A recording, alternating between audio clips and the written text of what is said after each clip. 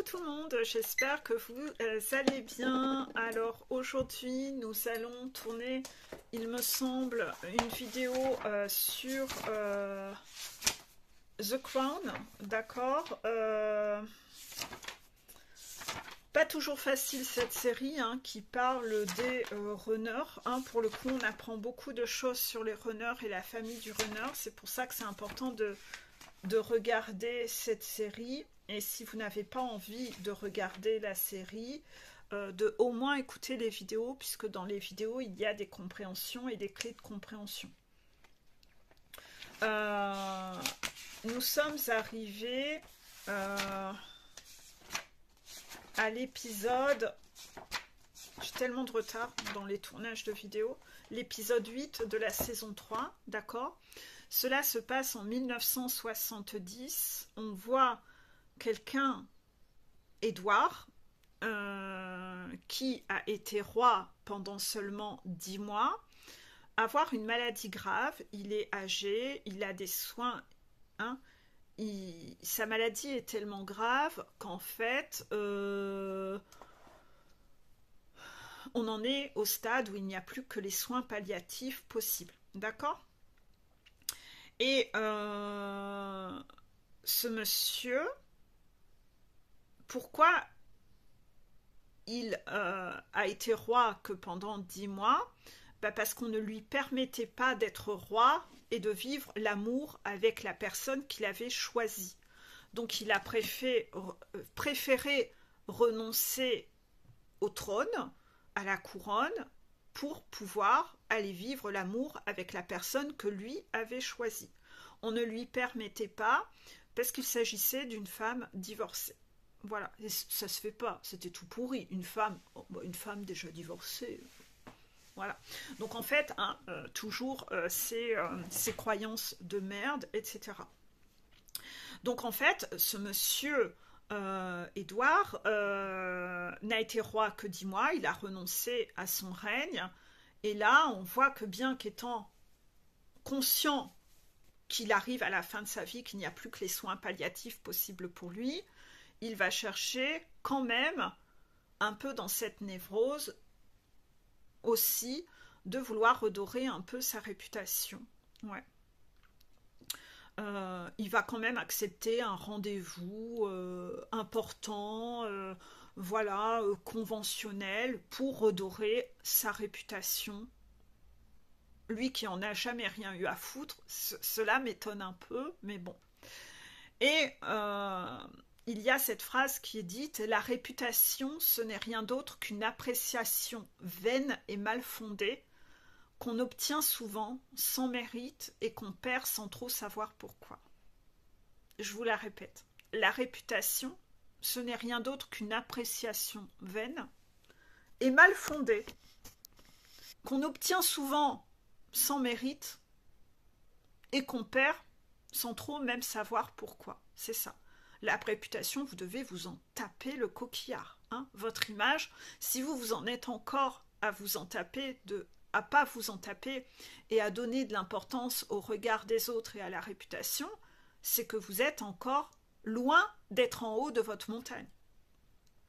Parce que quand vous serez en haut de votre montagne, vous vous en taperez, mais tellement, mais vous imaginez pas à quel point vous vous en taperez.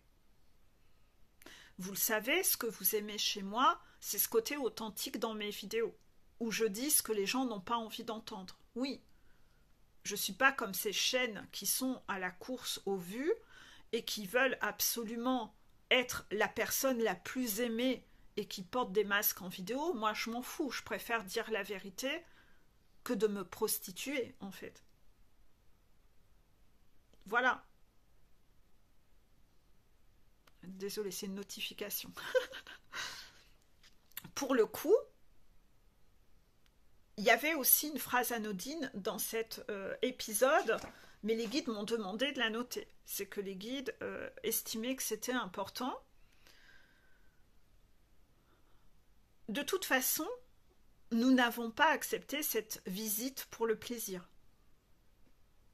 Donc, sur le coup, je me suis dit, pourquoi les guides veulent que je note cette phrase qui sort comme ça et qui semble pas être la phrase phare de l'épisode, cette phrase, non, mais de toute façon, nous n'avons pas accepté cette visite pour le plaisir. Non, c'est pour redorer la réputation, c'est par intérêt. D'accord?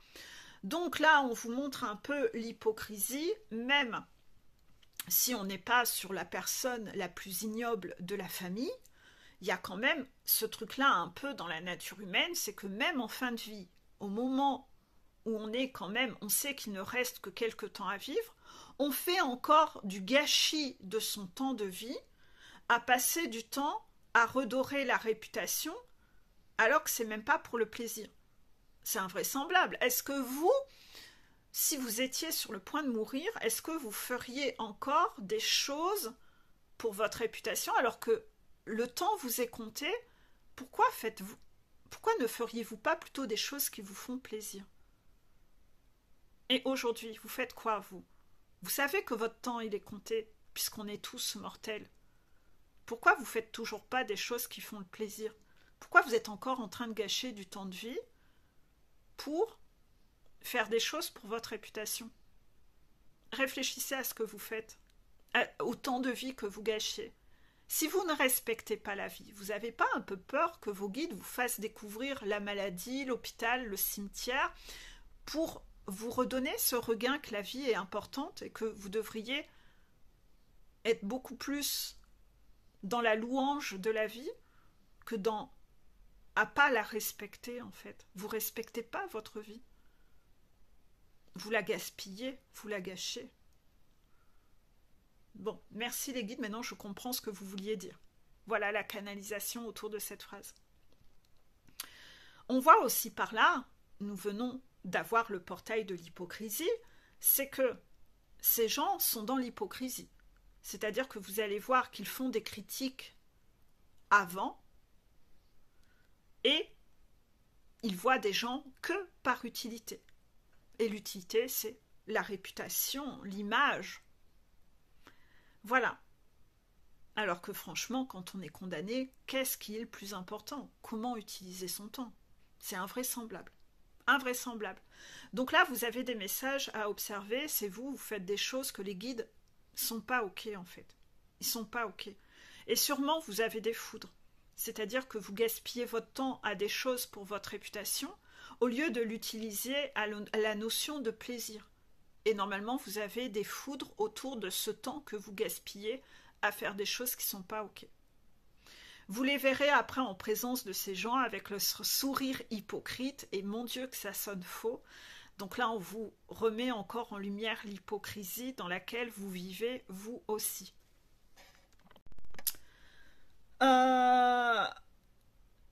Charles, le prince Charles, que l'on apprécie, c'est notre rayon de soleil dans cette série. Waouh, heureusement qu'il est là, Charles. Charles veut aller le voir. Il aime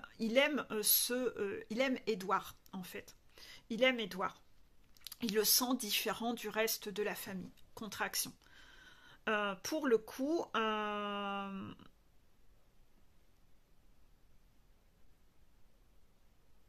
on voit un couple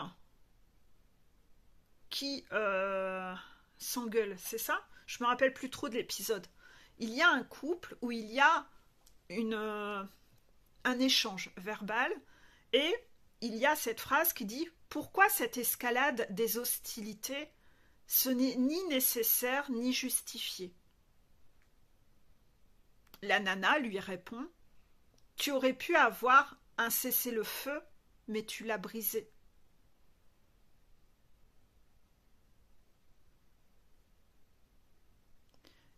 L'homme répond « J'imagine que tu parles d'eux en citant le nom d'une femme, mais c'est fini avec elle.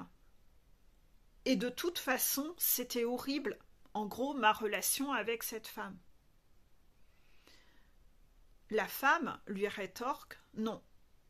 Ce qui était horrible, c'était de rester enfermée, moi, pendant que tu batifolais avec elle. Alors, avant de parler de la possibilité d'une trêve, tu mérites aussi de voir maintenant ce que ça fait. » Et elle se casse avec un autre homme. Donc là, on comprend que ce couple qui se croisent dans un endroit public ont eu une relation à deux, que l'homme a trompé cette nana avec une autre femme, qu'il a eu une autre nana dans son lit, et il essaye de se rabibocher avec elle. Donc c'est pour ça qu'il lui dit pourquoi il comprend pas pourquoi cette nana elle est froide quand elle le croise. Pourquoi cette escalade d'hostilité? Ce n'est ni nécessaire ni justifié. Donc le mec n'endosse pas ses responsabilités. Ce n'est ni nécessaire, non, pas nécessaire pour lui. Toi, tes émotions, on s'en fout. Et ça n'est pas justifié. Non, non, bah moi j'ai toujours raison. Moi j'ai estimé que ça ne se justifiait pas. Ben elle, d'après elle, quand on voit la suite de l'échange, si quand même ça se justifie, il faut quand même arrêter. Donc là on voit qu'on est face à un gros connard, on est face à un gros queutard, contraction. C'est pour ça que la nana lui répond « Tu aurais pu avoir un cessez-le-feu, mais tu l'as brisé, ce cessez-le-feu. » Voilà. Donc il parle un peu dans ce langage de guerre. Ouais, elle aurait bien voulu se réconcilier avec lui, mais t'as tout fait pour auto-saboter une réconciliation entre nous. Alors là, il lui dit « Oui, j'imagine que tu parles de telle nana. Mais tu sais, c'est fini avec elle. Et de toute façon, c'était horrible. » Ben et alors, ça change rien que t'as été la niquer, connard. C'est pour ça que la femme lui répond « Non, non, non, non, non. » Parce que le gars, il est quand même connard. Oui, attends, j'ai vécu une relation avec elle, mais ça, c'est juste un détail. Je t'ai trompé avec elle. Ouais, mais tu sais, c'était pas bien, hein, c'était horrible, hein. Ben, elle lui répond non, ce qui était horrible, c'était de rester enfermé pendant que toi, tu batifolais avec elle. Oui, quand même, remettons les choses dans le bon contexte. Arrête de tout ramener à toi, espèce de gros connard et de gros queutard. Alors, avant de parler de la possibilité d'une trêve, tu mérites aussi de voir ce que ça fait. Et elle se casse avec un autre gars. Ça représenterait un peu un échange typique entre un runner et un chaser. Hein, le runner, ouais, il a tous les droits, il peut écraser la chaser, la faire souffrir, mais oh, tu sais, c'était pas si bien que ça. Hein. Ouais, mais en fait, accessoirement, tu t'es excusé auprès de moi au lieu de tout ramener à toi. Ah, tu t'es pas excusé auprès de moi? Non, tu t'en fous? Non, moi, c'est pas important. Ouais, moi, j'étais enfermée à te regarder batifoler, je souffrais, mais ça, c'est pas important, en fait. Non, non, non, non, non. Non, non, ça, c'est un détail, hein. Ah, je vais te plaindre, c'était pas assez bien? Ah, merde. Tu veux qu'on parle de vos ébats? C'était pas aussi bien? Oh, ah, je vais te plaindre? Non, mais franchement, le gars, c'est un goujat, en fait. Donc, tout ce que le runner fait vivre à sa chaser, et en plus, au plus il freine à aller s'excuser et à arrêter d'allonger sa note et sa dette, il va devoir tout revivre. Donc là, la source lui fait un peu passer le message. Quand la nana, elle se barre elle aussi avec un autre mec. Attends, tu vas subir un peu toi aussi. Tu dois manger la soupe que t'as servie aux autres. C'est ça. Donc, on voit ce gars, ce queutard qui... La nana s'en va. C'est scotchant. Le gars, illico presto, il est déjà en chasse après une autre nana. C'est-à-dire que la porte est à peine fermée de cet endroit public, il est déjà en train de chercher une autre proie. Mon Dieu, mon Dieu. Alors si parmi vous, il y a des gens qui sont comme ça, mon Dieu, je vous plains. Hein. Parce que franchement, si ça, vous pensez que c'est séduisant, c'est un vrai tue-l'amour. Hein. C'est un vrai tue-l'amour. Ça colle la gerbe, ce genre de mec. Donc, le gars est de nouveau en chasse de ce fait illico. Donc ça, ce personnage queutard, c'est Andrew. D'accord? Donc, quelle horreur. Hein. Le soir même, il couche avec une nana. Bah, direct, avec une autre. Donc là, si toi, runner, tu joues à ça, et que toi, runner, tu as couché avec des nanas en dehors de ta chaser, tu vas devoir le payer. Contraction. Tu vas devoir le payer. Contraction, hein, demande à tes guides, hein, sors ton pendule et vérifie. au réveil, ce fameux Andrew parle à la nouvelle nana qu'il vient de niquer. Il lui parle de Camilla. Parce qu'en fait, l'altercation qu'il y a eu du couple avant où la nana se casse, c'était Camilla. C'est la chasseur. C'est la chasseur.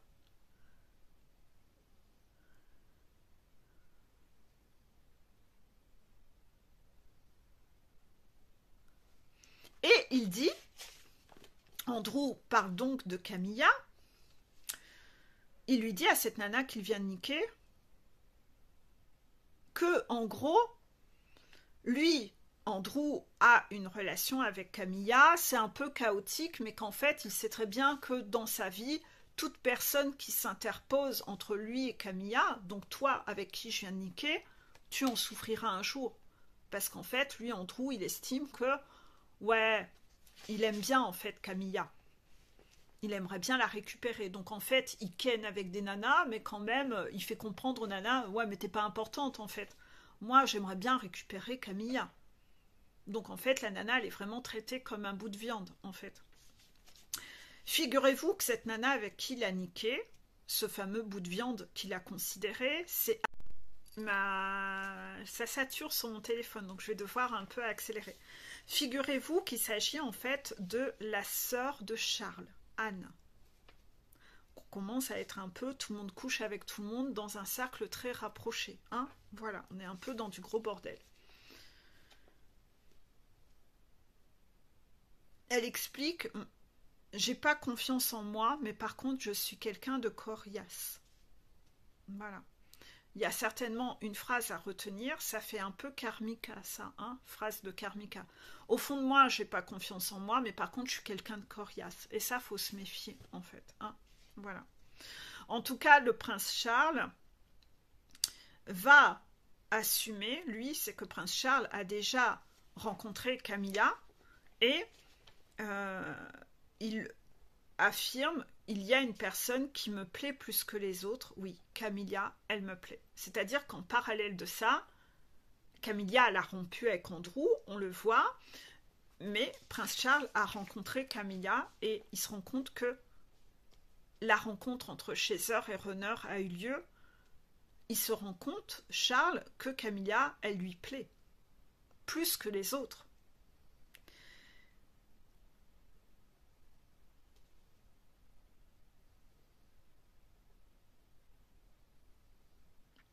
À un moment, on va voir le père du runner qui, parlant à ses domestiques, etc., aux gens, j'aime pas ce mot domestique, mais c'est un peu comme ça qu'il traite les gens qui travaillent, hein.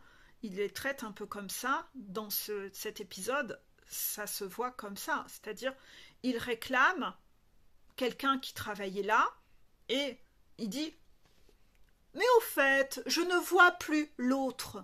C'est comme ça qu'il parle. Je ne vois plus l'autre. Il ne sait même pas son nom. Quelqu'un qui a travaillé auprès de lui pendant des années et des années. Et je ne vois plus l'autre, au fait, parce qu'il y a une nouvelle personne qui le remplace. Donc vous voyez un peu ce côté méprisant envers la nouvelle personne qui le remplace. Mais au fait, je vois plus l'autre, là, qui était avant vous, l'autre, là. C'est horrible comme façon de parler. Et il ne sait même plus comment il s'appelait. Donc il appelle l'autre. Et le gars lui répond, ben vous savez, ça fait 3 mois qu'il a pris sa retraite. Donc ça fait 3 mois que c'est lui qui vient. Et l'autre, il réagit que 3 mois après. Mais au fait, pourquoi on ne le voit plus, l'autre? Ben, parce que ça fait 3 mois qu'il a pris sa retraite. Et le pire, c'est que le père du runner, pour ce départ en retraite, lui a quand même offert une montre. Donc ça montre que, oh là, oh là, oh là, on voit à quel point les parents du runner, ils prennent pas en considération les gens. Le gars, il part en retraite, il sait même pas son nom, alors qu'il a fait sa carrière là. Il lui offre une montre, donc quand même, il a quand même offert une montre, quoi. Il est censé s'en souvenir. Et c'est 3 mois après, oh, mais pourquoi on le voit plus, l'autre? Ah, mais quand même, tu lui as offert une montre, rappelle-toi, il est parti à la retraite il y a 3 mois. Donc là, ça remontre un peu un côté laid encore dans cette famille. Hein. En tout cas, on voit à côté de ça les 2 flammes jumelles qui font leur premier repas en tête à tête. Et à un moment, il lui parle un peu de son titre à sa jumelle en lui disant que c'est pas un cadeau, c'est un fardeau, c'est une cage, son titre. Et qu'il a l'impression de vivre dans un gouffre, que sa vie n'a pas de sens. Il va jouer un peu sur l'humour, mais il y a quand même du vrai dans cette phrase. Hein, je répète un peu ce qu'il dit à Camilla. Il lui dit que son titre, c'est pas un cadeau, c'est un fardeau, c'est une cage. Il a l'impression de vivre dans un gouffre et que sa vie n'a pas de sens. Même si derrière, il va faire de l'humour derrière ça et la jouer en mode blagueur, non, c'est quand même la réalité. Contraction, c'est la réalité. Hein. Donc, on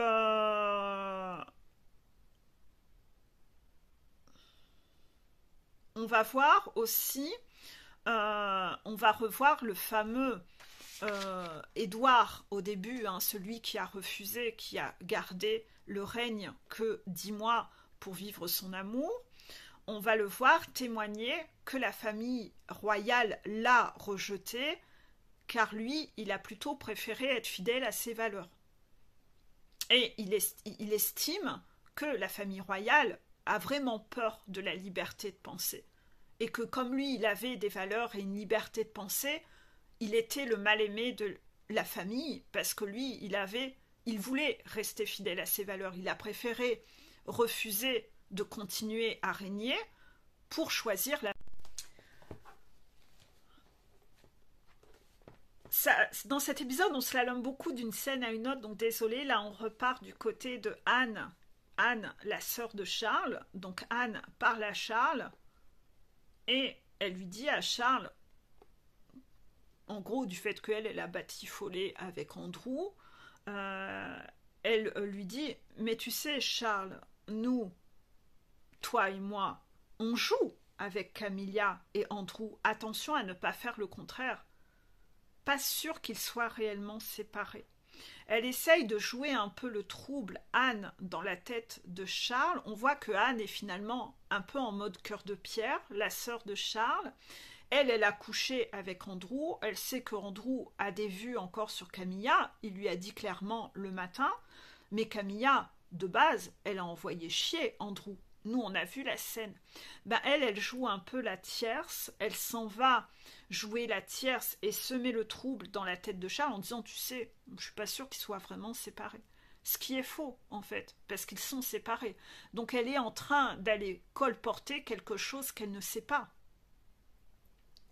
Et pour le coup, est-ce que la sœur est une tierce? Oui.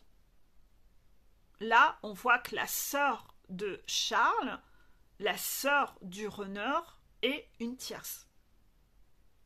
Donc là, on essaye de vous faire passer un message à vous, les runners qui écoutez. Votre sœur est une tierce. Elle vous dit des choses sans avoir vérifié. Elle interprète, elle analyse. Et elle a un côté cœur de pierre. Donc, essayez de sortir votre pendule runner pour vérifier au cas par cas de vous. Demandez au pendule, est-ce que ma sœur est une tierce? Et vos guides vont vous dire oui. Je ne sais pas en quoi, mais en tout cas, vous avez quelque chose à comprendre. Méfiez-vous en tout cas. Méfiez-vous. Elle peut avoir une mauvaise influence pour vous. Je suis désolée, hein. Je suis désolée. Ensuite, on va voir un discours de la reine où elle dit une phrase, « Ceux qui n'apprennent rien de l'histoire sont voués à la répéter. » Oui, ceux qui n'apprennent rien de l'histoire sont voués à la répéter. Quand vous ne comprenez pas la leçon, les guides vous resservent la leçon. Vous allez répéter le même schéma, on va devoir vous resservir la même chose. Donc là, il y a une vraie phrase. Par contre, elle est dans l'hypocrisie totale. Notre chère et tendre reine, contraction, c'est toxique mama, elle est dans l'hypocrisie totale. Ici, elle y parle de pseudo-partenariat et de nouvelle entente, alors qu'elle, elle est que dans l'hypocrisie, elle connaît les gens que par intérêt. Elle a un cœur de pierre. Et elle sort, l'union fait la force. Mais quelle hypocrisie. Bon. Dans ses discours, ça serait bien qu'elle pense ce qu'elle dit, en fait. Hein. Mais c'est même pas elle qui écrit ses discours. Donc, en fait, elle est dans un jeu de représentation, toujours avec des grands discours qu'elle ne vibre pas. Donc, vous, votre toxique mama, elle est pareille. Elle a des belles phrases, mais elle est vibre. Galère totale, le téléphone s'arrête toutes les 2 secondes pendant que je parle, en fait. Donc, en fait, on vous dit que votre toxique mama prône des discours, mais que c'est qu'un jeu de représentation. Voilà. Ensuite, on revoit encore l'ancien roi, toujours Édouard, d'accord. Il dit à la reine, concernant Charles, vous pensez qu'il n'est pas à la hauteur, votre fils, puisqu'en fait, la reine va aller voir Édouard quelques jours avant sa mort pour venir lui rendre honneur. Donc, ils vont avoir un dernier échange en visu. Et il lui parle de Charles, parce que lui, il a toute une correspondance avec Charles, et il dit à sa mère, à la reine, vous pensez qu'il n'est pas à la hauteur. Peut-être qu'il peut vous paraître faible ou indécis, mais avec la bonne femme à ses côtés, il sera un bon roi. Donc il essaye quand même de prôner à la reine quelques paroles de sagesse. Lui qui n'a pas eu le droit de régner avec la bonne femme, il essaye d'insuffler à cette reine de ne pas recommencer ce type d'erreur avec Charles, en fait. Vous pensez qu'il n'est pas à la hauteur, il peut paraître faible et indécis, mais avec la bonne femme à ses côtés, il sera un bon roi. Oui, avec la bonne femme qu'il aime. Oui, mais la toxique mama, c'est pas comme ça qu'elle voit les choses. L'amour, c'est pas important, d'accord? Donc voilà. Et elle va répondre à Édouard, mais je n'ai jamais dit ça. Et il répond, je lis en vous. Non, il n'est pas dupe. Il sait comment est la reine. Il n'est pas con, en fait. En tout cas, il demande pardon, lui, à la reine d'avoir abdiqué. Elle lui dit que parfois sa vie est une bénédiction dans son rôle de reine. Mon cul. On sait qu'on a vu dans un épisode avant que c'était pas le cas. Elle l'avait avoué. En tout cas, Charles y a vu, lui, une inspiration sur la nature de l'amour en ce personnage Édouard. Et surtout dans son individualisme, le fait qu'il ne soit pas le mouton qui suit le troupeau, il y a trouvé vraiment une vraie inspiration. Il y voit l'inspiration et il voit qu'en fait tout ce qu'on vous reproche à vous, Édouard, c'est de ne pas avoir eu droit de régner avec celle que vous aimiez à vos côtés. En fait, donc Édouard, enfin Charles trouve ça invraisemblable en fait, il trouve pas ça juste, d'avoir traité ainsi ce personnage dans la famille. Je vous promets de ne pas faire non plus cela. Et donc il dit, je vous donne la parole de ne pas me laisser priver de ce que l'on vous a privé. La couronne se déplace vivante. Pourtant il fera la même erreur. Il fera contre son gré, vous verrez la différence. Mais de toute façon, vous connaissez l'histoire de Charles. C'est que finalement, il ne sera pas avec Camilla. Sauf sur le tard. Donc en fait, la promesse qu'il fait là à cet homme, voilà. Donc, à savoir que tous les écrits qu'il avait écrits à cet homme, la reine va lire tous ses courriers, entre Charles et cet ancien roi qui était en fait ce grand-oncle. Donc en fait, Charles lui dit, tout ce qu'on vous reproche, c'est de ne pas avoir eu le droit de régner avec celle que vous aimiez à vos côtés. Je vous donne la parole de ne pas me laisser priver de ce que l'on vous a privé. La couronne se déplace vivante. Je vous promets de ne pas faire non plus cela. Je ne la porterai qu'à mes propres conditions. Quelque part, la justice a été rétablie sur le tard, mais avec beaucoup de gâchis entre-temps. Voilà, je vais accélérer et arrêter là cette vidéo parce que j'ai plus de mémoire dans mon téléphone. Donc